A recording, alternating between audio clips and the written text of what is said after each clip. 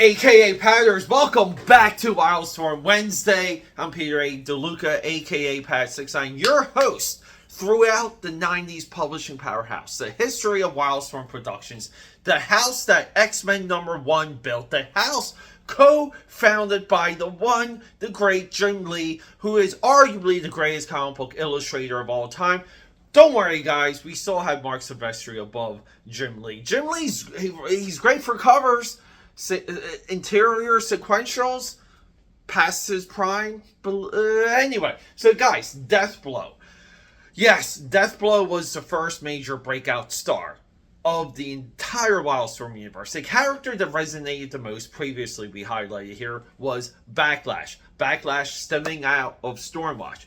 Everybody wants to say Grifter was the one. Grifter has become like the legacy character of WILDSTORM Productions. And yes, I'm fracturing all of this stuff up. And the reason is because we have to understand the time that DEATHBLOW was published in. Everyone kind of like, they went through this phase where they saw so many amazing, sexy, pornographic drawings of Psylocke coming out of the lake. All of these suggestive, the imagery of Rogue in the Savage Land, and Jim Lee became a Babe artist. And then Jim Lee became a Wolverine coming at you, jumping at you artist. And that the gray matter of the comic book world, all the young minds soaked that up, and Jim Lee became like somewhat of a bright, colorful artist, if that makes any sense. He's just like poppy, okay? Like poppy posterized covers. But Jim Lee's actual core, his actual talent, his actual vision is dark, gritty guns, dark, gritty jungle, dark, gritty buildings and guns. Jim Lee, in his heart of hearts, is a Punisher artist. So, for WILDSTORM Productions, they did this book. They collaborated, again, another collaboration with Rob Liefeld. We're going to have a video scene where we go through the Jim Lee, Rob Liefeld collaborations through this time of Image Comics, because they're vast, and Jim Lee wins on every single one of these, and he even wins on this one. So, we get the first appearance of the Max. Now, a lot of people say the Max, his first appearance was some Comico Primer issue 5 or 6 BS. No. The Max that ended up on MTV, this is his first appearance. This is the Max that later gets into MTV. And, 18 issues for Image. We have Blood Wolf here by Rob Liefeld. Rob Liefeld's still peddling Blood Wolf as if people want that character. They don't. He's just like a Lobo analog, whatever. But then in the back here, we don't even see him. We have DEATHBLOW. And Jim Lee comes in hot. He does his, like a Frank Miller impression for this. And we can kind of see it's like Sharpies and fine liners and big, thick, wet brush strokes and all of these things, right? But this captured people's imaginations because it brought something back. It brought back the idea that Jim Lee lives best in the shadows. So when he's ill, and we see it too, if you go into some of his live streams and a lot of the work that he puts out today, always note Jim Lee's shadows. The older he got, the more he was drawing, the more powerful and perfect his shadows became as an illustrator, but not storyteller. That's why we still put Mark Silvestri over Jim Lee, because I think Mark Silvestri does it all, and he's done it all longer and better than, basically all of his contemporaries. But I want to hit the drawing table, and I just want to showcase you guys everything to look out for in dollar boxes, and if you're dollar hunting or 50-cent comic book, if you're just going through books, you should kind of know what to look out for and what's in front of your eyes in case you do when it comes to the history of DEATHBLOW, because we do have a stack of comics, and it is his life through his death, because he does later die in the WILDSTORM Rising spoiler crossover. With all of that though, the reason why DEATHBLOW resonated is because it reminded people that Jim Lee is a dark, shadowy artist. Jim Lee is not a pop artist.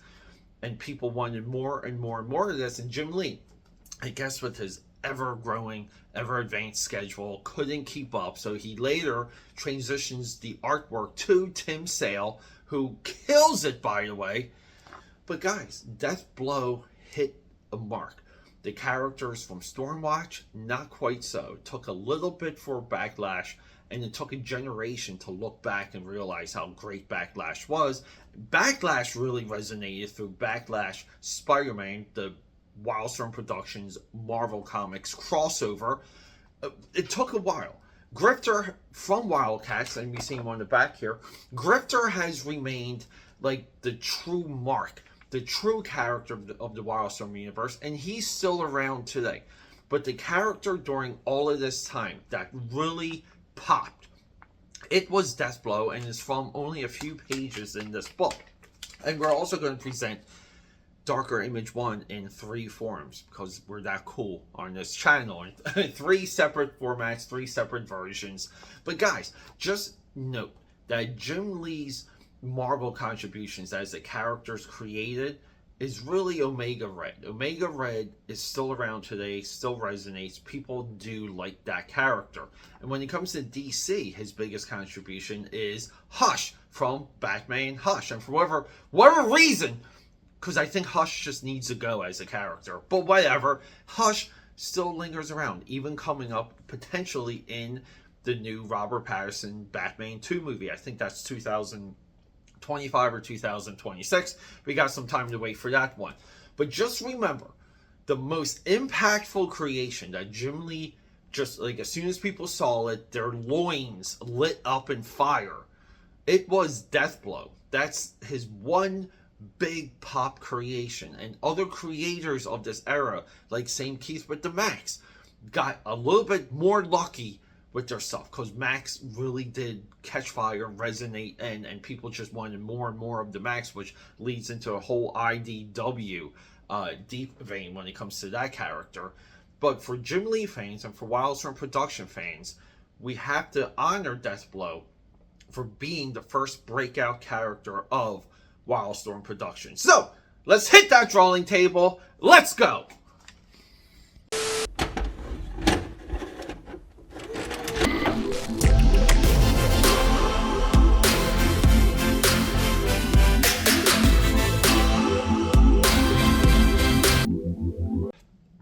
Yeah, and then for the WILDSTORM trading card set, WILDSTORM Gallery, Matt Wagner here. You guys know him from Grendel. He gives us one hell of a portrayal. I just love the red.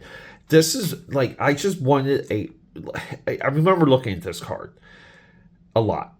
I would love like a black and red Deathblow series. That's my wish. Maybe one day we can make that happen, aka Padders. That's why you gotta help me grow the channel. But let's get into the other aspects of Deathblow. But this trading card, fantastic artwork. It all begins with Darker Image. Darker Image, first appearance of the Max, first appearance of Rob Liefeld's Blood Wolf, first appearance of Jim Lee's and Brandon Chow's Deathblow. And here it is. Like, let's just kind of, right? We're kids, we're reading this, we're having a good time. Oh, young blood, bloodshot, this blood's for you. What is this? You turn the page, and here we go. We get Jim Lee. I mean, look at some of these silhouettes already. But we get Jim Lee doing the Frank Miller style. You see, no cross-hatching, solid black, solid whites. Really nice stuff. I mean, again, too, one heck of a silhouette. Sin City, the Frank Miller Sin City influence is heavy on silhouettes. And this capture, we got Lynch right over here. You know, Lynch is layered to pop into Gen 13. And here we go, too. Like, this is all Frank Miller. And this blew a lot of people away. Believe it or not, the Max resonated with this. People really flipped out over the Max. They just wanted, I mean, people just loved Sam Keith's proportions, his line weights, his own shading and cross hatching. They loved his take, and a lot of people would adapt the phone cord rips. If you see here, Rob Liefeld picked up on that for a couple Die Hard images. And then we get this almost like Sharpie quick drawing, like really quick rendering from Rob Liefeld. And this always works. And Rob Liefeld really never came back to this. And I'm sorry, guys, this is a little bit tough to handle because this this came polybagged with a trading card, but it is just flimsy and nuts. So to further experience Darker Image, this is the retailer incentive. You had to order quite a few of these back in the day to get this. And you kind of had to know someone, but again, like, look how much better. I mean, AKA patterns, look how much better. I mean, what do you prefer, the black and white or the colored? The black and white is just jaw-dropping. I mean, it's so much more noticeable. Again, like the silhouette with him loading the gun. You really just want to say, why does it even, like, why is this even a thing? Why color this? Why color it at all? Yeah, let's get to this. I mean, look at that line work. So Darker Image launches Deathblow, and a ton, and this is also the Ashcan, but a ton of people dig Deathblow. It really hits home. It becomes, you know, like not a sensation. So everyone was excited when this came out, when this announced. And, you know, you can find this a lot in dollar bins, 25-cent bins, 3 for $1. Never really jumped in value. But we just get this continuation of this style. Yes, we will be doing Jay Lee Wildcats trilogy. But Jim Lee, absolutely inspired by Frank Miller. Could you imagine being Frank Miller and just seeing everyone take a shot at the style that you created? I mean, look at this silhouette. The positive, the negative, Jim Lee has such an eye for silhouettes. And, you know, flip edition, we're not talking about that. So to highlight Jim Lee's positioning on this, guys, Jim Lee, dark shadows, solid shadows, excellent guns. I don't think he drew this one. Oh, he did draw this one. He's being inked by Jim Lee. Oh, wow. So Jim Lee did his own inking in this. Excellent. I was looking for someone else. But we see kind of like the growth, but we see how nice and how well Jim Lee just experiments with his blacks. Again, like he molds, shapes, puts the figure in a totally different, I mean, total focus on the figure. And we all know Punisher War Journal 7 here with Wolverine.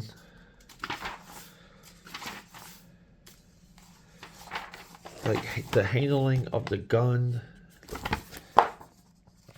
Deathblow is not only a homage to Frank Miller, but it's also a continuation of Jim Lee's Punisher work. Which is why it just works so well when he draws it. The character itself, we can kind of go back, and if we hit the Team 7 books, and where is this? Here we go. Team 7, we have Deathblow here. It's Cole, Cash, Grifter from Wildcats, Dane from Wetworks.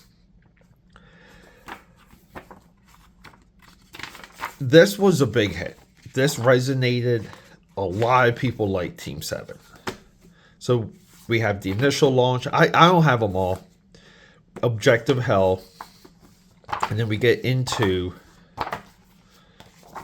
Dead Reckoning. And one of these, here it is. So this is fantastic.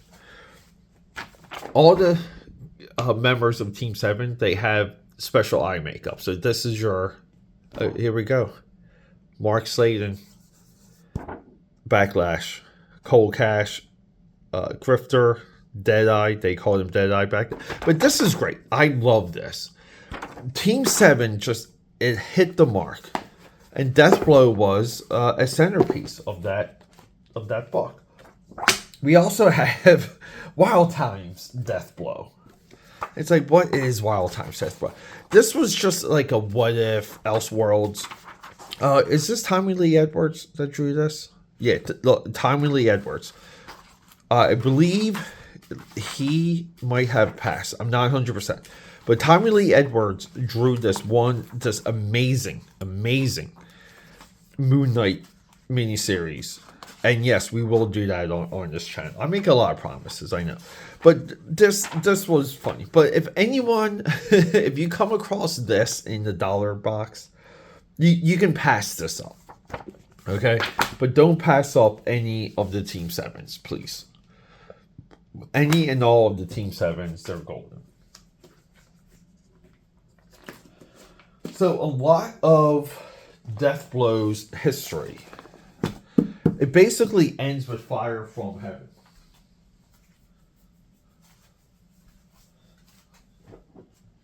And what exactly is Fire from Heaven? Well, it's another Wildstorm crossover. And it's a big one, guys. We have prelude issues. We have a half issue. Then we have chapter 1. You see Deathblow in full center here. So in Fire from Heaven, he's essentially going to sacrifice himself. And all of this continues to Deathblow 28. Isn't that amazing? They do a company-wide crossover. The second big one for Wildstorm. And they continue it in this series here. So to stem out of issue 1 of Deathblow, it's a nice stack. We don't have 28. I only have up to 25. But Jim Lee comes in, and Jim Lee really does some amazing work. I mean, it's absolutely jaw-dropping work. You know, you can say what you want about the coloring. The coloring may or may not hit. I feel like it's there. I feel like it fits in the Wildstorm universe. My only problem is like stuff like this. Like, we want the Wildstorm universe, and I will keep saying it. We don't want the aliens, and we don't want the mumbo jumbo. We want superhero military. And even to this day, not many people handle that. Like, there's not a lot of superhero military fiction. So already for issue 3, we get Tim Sale stepping in. And Tim Sale really does a career's work. I mean, guys, you know, the hell with Long Halloween. The hell with Long Halloween. Get his Deathblow work. Get Tim Sale on Deathblow. You will be better for it. Pinned up by Jim Lee. So, like, how far does this go? Here we go. Story, art, Tim Sale.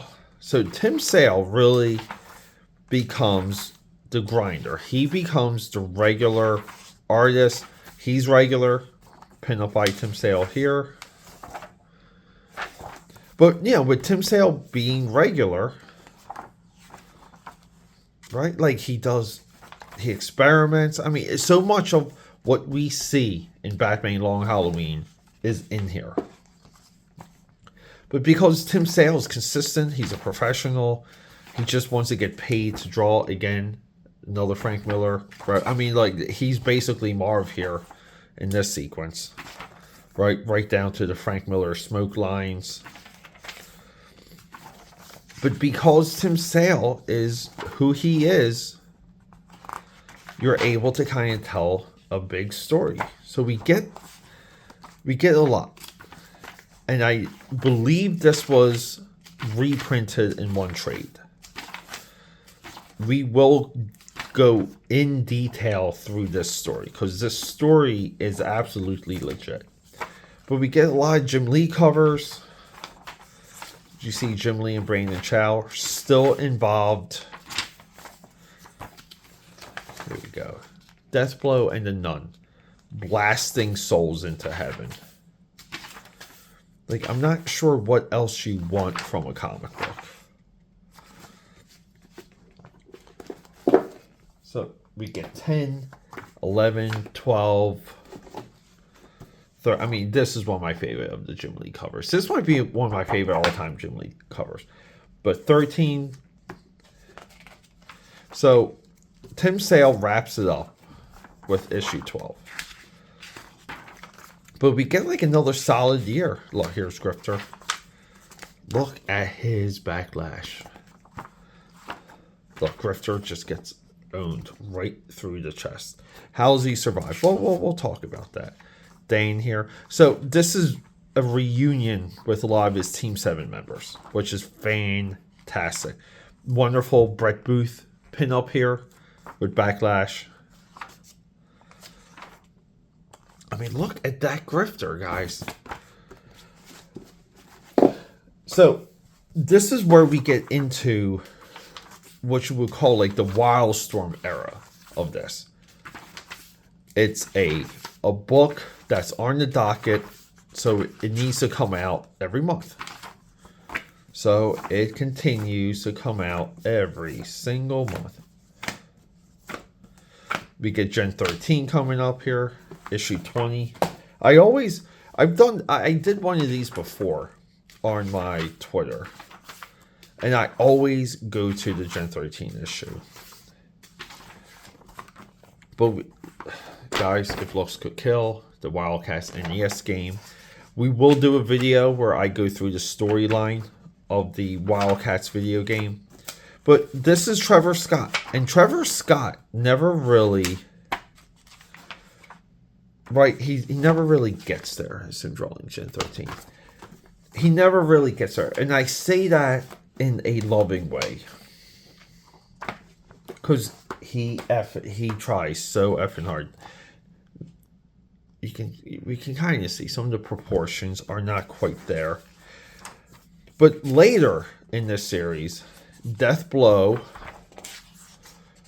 like he just kind of gets too incorporated into the rest of Wildstorm proper. Deathblow is not a crossover character. Deathblow, he's solo. He's a guy with a gun, right? He's willing to do whatever's dirty or dirtiest. But he shouldn't exist in team shots. Again, like this is a little bit of the failure of the editorial staff.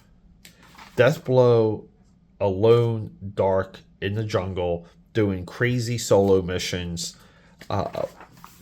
Nice, violent anti-hero, but you see this book. You see this is just too bright. Let's just get like a good shot of Deathblow here. And it's kind of funny if we went through this entire issue. But just for example, like let's just do the comparison. Let's just get a random issue, like issue 7 here. Another fantastic Jim Lee cover.